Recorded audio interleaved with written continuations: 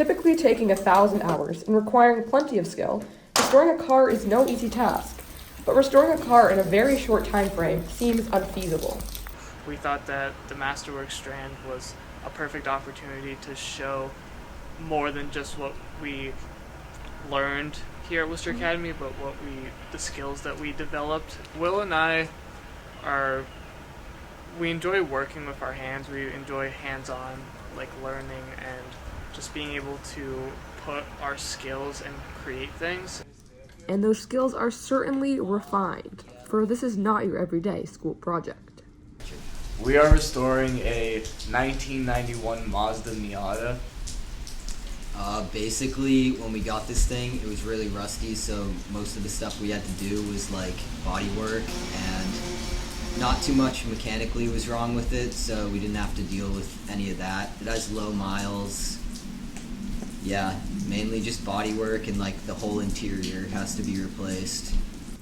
Evidently, this will be no easy task, but fortunately, the dedication and work ethic of these two students will aid the process.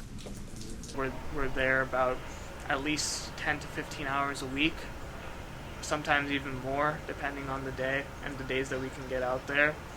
This project is demanding, but it isn't just the thought of graduating that's pushing these two along. It's the passion they have for cars.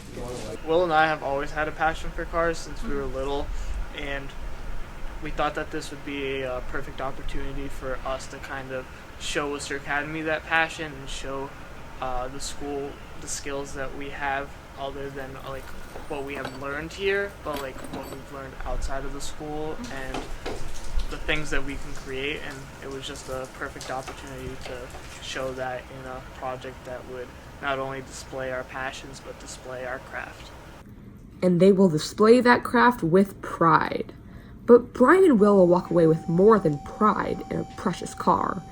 They will take with them valuable lessons about dedication, hard work, and collaboration that will last a lifetime.